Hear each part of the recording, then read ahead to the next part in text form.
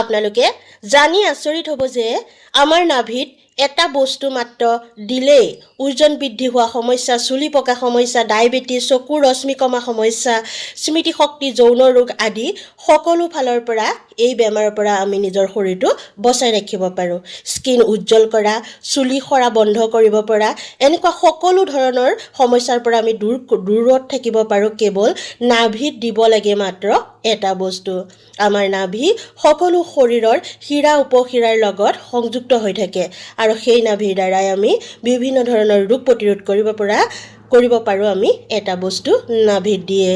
আহক ভিডিঅ'টি মনোযোগেৰে চাব, সম্পূৰ্ণকৈ চাব, গোটেই কথাখিনি বুজিবলৈ যত্ন কৰিব। চাবচোন, গোটেই কথাখিনি বুজি পালে আপোনালোকো আচৰিত হ'ব। বিভিন্ন ধৰণৰ সমস্যাৰ কাৰণে আমি বিভিন্ন ধৰণৰ বস্তু ব্যৱহাৰ কৰিব লাগে। নাভিত তেল লগালে সকলো ৰোগৰ পৰা মুক্ত হৈ থাকিব পাৰি বুলি আমাৰ বয়োজ্যেষ্ঠখিনি, আমাৰ আইতা ককাহঁতে কোৱা আমি শুনো। নাভিত তেল দিলে বেমাৰ দূৰ হয়, হয়নে? আমি সকলোৱে শুনি আহিছোঁ তেওঁলোকৰ মুখত। তাকে আমি বিভিন্ন ধৰণেৰে ব্যৱহাৰ কৰিব পাৰোঁ। আমাৰ শৰীৰৰ বিভিন্ন শিৰা উপশিৰালৈ বিভিন্ন ধৰণেৰে আমি এনেকুৱা কিছুমান শক্তি পঠাব পাৰোঁ যাৰ দ্বাৰা আমাৰ শৰীৰটো খুব এটা ৰোগমুক্ত হৈ থাকে। ডায়েবেটিছ বা যিকোনো চুলি সৰা, স্কিন উজ্জ্বল কৰা, তেনেকুৱা ধৰণৰ সমস্যাৰ পৰা আমি নিজকে দূৰত ৰাখিবলৈ প্ৰতিটো বেমাৰৰ কাৰণে বেলেগ বেলেগ বস্তু, বেলেগ বেলেগ তেল আমি ব্যৱহাৰ কৰিব লাগে। এই ভিডিঅ'টিতে মই আপোনালোকক ক'ম কোনটো বেমাৰৰ কাৰণে আমি কি তেল বা কি বস্তু আমি নাভিত দিম যাৰ দ্বাৰা আমাৰ সকলো ৰোগৰ পৰা আমাৰ শৰীৰটো নিৰোগী হৈ থাকিব। গৰ্ভৱতী মহিলাসকলেও যদি এনেকৈ কাম মই যেনেকৈ ক'ম তেনেকৈ কৰি থাকে, তেওঁলোকৰ সন্তান জন্ম দিওঁতে যি আমাৰ ডেলিভাৰীৰ সমস্যা হয় সেই সমস্যাৰ পৰাও নিজকে দূৰত ৰাখিব পাৰিব। শকত হোৱা সমস্যাৰ পৰাও নিজকে বচাই ৰাখিব পাৰিব, শ্লিম হৈ থাকিব পাৰিব। আৰু টেবলেট খাই যে ডায়েবেটিছত আপোনালোকে সেইখিনিৰ পৰাও আঁতৰি থাকিব পাৰিব কেৱল মাত্ৰ নাভিত এটা বস্তু দিয়ে। এতিয়া জানক আপুনি তেল কেনেকৈ লগাব লাগিব নাভিত।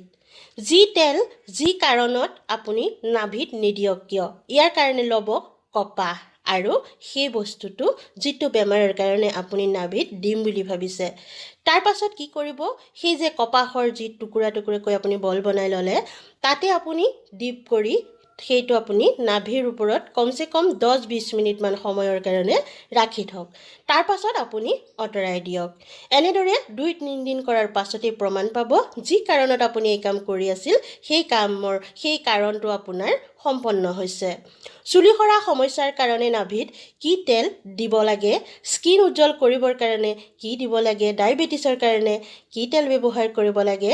এই সবিশেষ জানক। 1 নম্বৰতে জানক, আপোনাৰ মুখত যদি শালমইনা সমস্যা হৈছে, ক'লা দাগ পৰিছে, স্কিন আপোনাৰ বিভিন্ন ধৰণৰ ইনফেকশ্যন হৈছে স্কিনত, তেনেকুৱা সমস্যাত যদি আপুনি ভুগিছে তেতিয়াহ'লে কি ব্যৱহাৰ কৰিলে নাভিত আমি উপকৃত হ'ম সেই বিষয়ে জানক। ইয়াৰ পৰা আপুনি পৰিত্ৰাণ পাবলৈ নাভিত দিব লাগিব নিম তেল। নিম তেল বজাৰত বহুত উপলব্ধ আছে। সেই নিম তেলত আপুনি কপাহৰ সৰু সৰু বল বনাই সেই তেলত ভিজাই আপুনি নাভিৰ ওপৰত গা ধোৱাৰ আগতেই হওক বা গা ধোৱাৰ পাছতেই হওক, ৰাতিয়েই হওক বা ৰাতিপুৱাই হওক, যেতিয়াই যি সময়তে আপোনাৰ সুবিধা হয় সেই সময়তে আপুনি সেই তেলত ডুবোৱা কপাহৰ টুকুৰাটো নাভিৰ ওপৰত দি কমচে কম 2 ঘণ্টামান ৰাখক। এনেদৰে 3-4 দিনমান কৰাৰ পাছতে আপুনি দেখিবলৈ আৰম্ভ কৰিব আপোনাৰ স্কিনৰ পৰা সেই ইনফেকশ্যনৰ যি সমস্যা সেয়া লাহে লাহে নাইকিয়া হৈ গৈছে, আপোনাৰ স্কিনখন উজ্জ্বল হৈ পৰিছে। কেতিয়াবা কি হয়, বিভিন্ন ধৰণৰ মানসিক সমস্যাৰ কাৰণে আমাৰ মূৰ ঘূৰাবলৈ ধৰে, বেছি সময় একাগ্ৰচিত্ৰে আমি একো চাব নোৱাৰোঁ, একদমেই দুৰ্বল লাগে, খুব চকুৰ দৃষ্টিশক্তি কমি যোৱা যেন লাগে, নহয়নে? মাথাটো ঘূৰোৱা লাগে, অচন্দাই কৰা যেন লাগে, খুব দুৰ্বল লাগে। এনেকুৱা এই সমস্যাৰ পৰা আপুনি পৰিত্ৰাণ পাবৰ কাৰণে কি তেল নাভিত দিব লাগিব সেই বিষয়ে জানক। ইয়াৰ কাৰণে আপোনাক লাগিব বাদামৰ তেল। বাদামৰ তেল আপুনি কি কৰিব, কোনটো ল'ব, যিটো সুইট আলমণ্ড অইল বুলি যিটো লিখি থোৱা থাকিব সেইটো আনিব তেল। তাৰ পাছত আপুনি কি কৰিব, সেই তেলত সেই যি কপাহৰ টুকুৰা ডুবাব একদম। তাৰ পাছত খুব বেছিকৈ তেল আহিবলৈ দিব, তাৰপৰা নাভিত দি থৈ দিয়ক। কমসে কম 2-3 ঘণ্টা আপুনি এনেদৰে থাকিবলৈ দিয়ক ওপৰলৈ মুখ কৰি শুই দিয়ক অন্তত 10-20 মিনিট হ'লেওটো কমসে কম ৰাখিব বেছি যিমান দেৰি ৰাখিব পাৰে সিমান ৰাখি আপুনি এনেকৈ 3-4 দিন মান কৰকচোন আপোনাৰ মূৰ ঘূৰোৱা অসন্দাই কৰা চকুৰ দৃষ্টিশক্তি কমা বা আপুনি কথা মনত নৰোৱা বিভিন্ন ধৰণৰ সমস্যাৰ পৰা আপুনি ৰেহাই পাব লগতে আপোনাৰ চুলি উজ্জ্বল হ'ব চুলিৰ যিখিনি সমস্যা সেইখিনি দূৰ হ'ব চুলি দীঘল হ'ব আৰু আপোনাৰ চুলিৰ সকলো সমস্যা দূৰ হ'ব আমি সকলোৱে জানো বাদাম আমাৰ শৰীৰৰ কাৰণে কিমান ভাল গতিকে বাদাম খাব নোৱাৰে বিভিন্ন কাৰণত কাৰণ ডায়াবেটিস থাকে কিছুমানৰ বা কিছু লোকে খাব নোৱাৰে বিভিন্ন কাৰণত সেই খাব নোৱাৰা লোকেও যদি বাদামৰ তেল নাভিত দিয়ে তেতিয়া হলে খোৱা সমানেই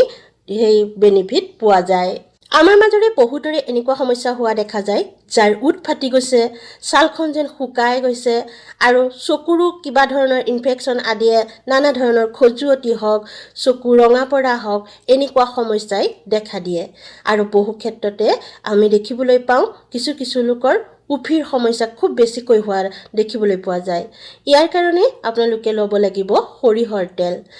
কিছু লোকে পানী খুব কমকৈ খায় তাৰ কাৰণেও এই সমস্যাখিনি হ'ব পাৰে এই সমস্যাৰ পৰা পৰিত্ৰাণ পাবলৈ আপুনি সেই কপাহৰ টুকুৰা অকন সৰকৈ ল'ব তাতে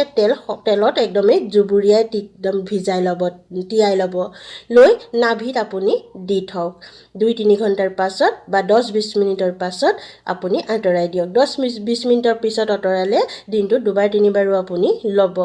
এনেকৈ আপুনি কেইদিনমান ব্যৱহাৰ কৰকচোন চাব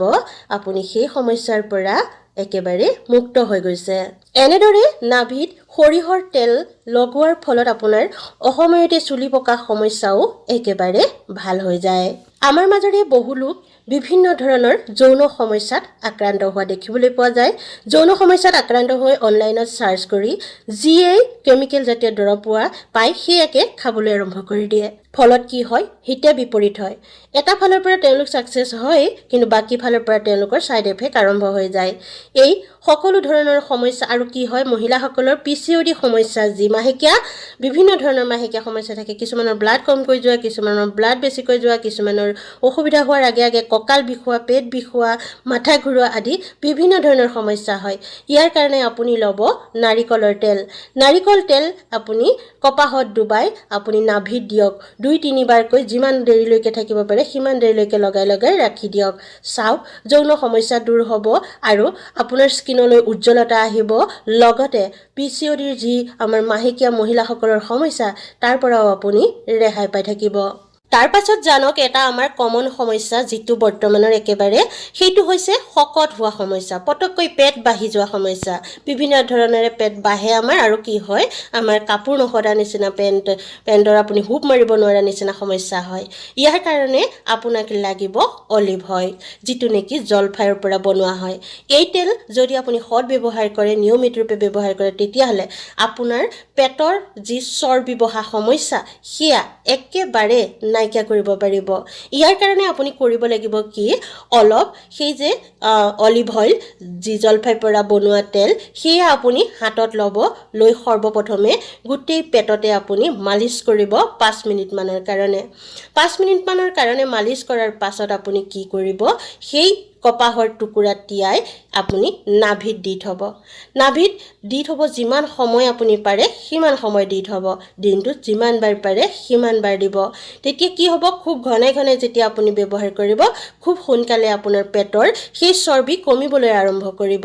গতিকে গম পালেনে আমাৰ শৰীৰৰ কাৰণে নাভিত কিছু বস্তু দিলে আমি কেনে ধৰণেৰে উপকৃত হওঁ ভিডিওটি চাই নিশ্চয় আপোনালোকৰ ভাল লাগিল যদি ভাল লাগিল লাইক কৰিব চেনেলটিও সাবস্ক্ৰাইব কৰিব আৰু কাষত থকা বেল আইকনটো টিপি থব যাতে মই দিয়া ভিডিওখিনি দিয়াৰ লগে আপোনালোকে নটিফিকেশন পায় মই আশা কৰিছো এই ভিডিওটিয়ে আপোনালোকক উপকৃত কৰিব পুনৰ লগ পাম আন এটা ভিডিওৰ যোগেদি আজিলৈ আহো নমস্কাৰ